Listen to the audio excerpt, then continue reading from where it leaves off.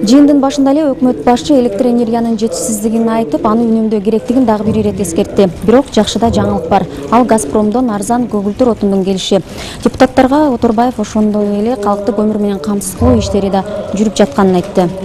Азыр заготовка болуп атат. Антимонополдук комитетинин бекиткен баалары менен топливный картаны бекиттик.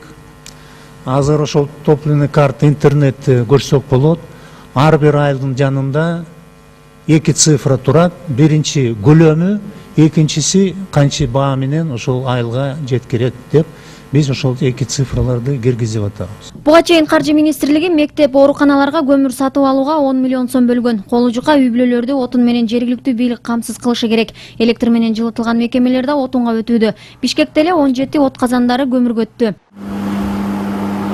Энергияга болгон таңкыстык 2,3 миллиард киловатт сааттан ашпаса, коомчулукту үзгүлтүксүз камсыз кылууга мүмкүнчүлүк бар. Ал эми лимиттен чыгып кетсе, энергетиктер жарыкты өчүрөт. Мындайга вице-спикер Төрөбай Зулпукаров эл алдын ала билүүсү үчүн өчүрүүнүн так графигин түзүүнү сунуштады. Көп жерде эле кыш мезгилинде лимит сакталбайт.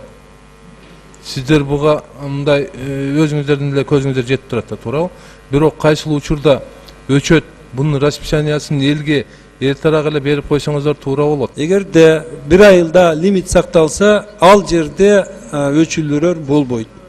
Эгерде бир айылдарда лимит сакталбаса, ошол лимитке чейин электр энергияны өчүрүү маселелери иштелип чыгарылат. Төрага Асылбек Жээнбеков өкмөттүн ар кандай каатчылыктардан алдын алуу боюнча узак мөөнөттүү программасы болушу керектигин белгиледи. Бул электр энергия менен ушундай болоорун, суу азайышын барды билиш керек.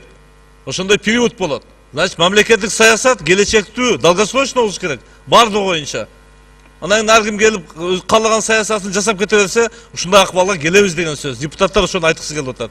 Мо силер күнөөлүү эмессиңер, бирок бүгүн мындан нары ошондой саясат кылгыла деп атабыз. Энергияга чектөө Токтогул суу сактагычында суунун көлөмү аз болгонуна байланыштуу экени маалым. Калк арасында суу сактагычтын суусу сатылып жатат деген кеп бар, бирок анын анығына жетүү кыйын деген депутат Дастан Бекешев мындай айыптоолордон кутулуу үчүн ГЭСтерге видео көзөмөл орнотуу сунушун берди. Бурулай Пусурманкулова, Бекназар Шерманбетов, Коомдук 1 канал.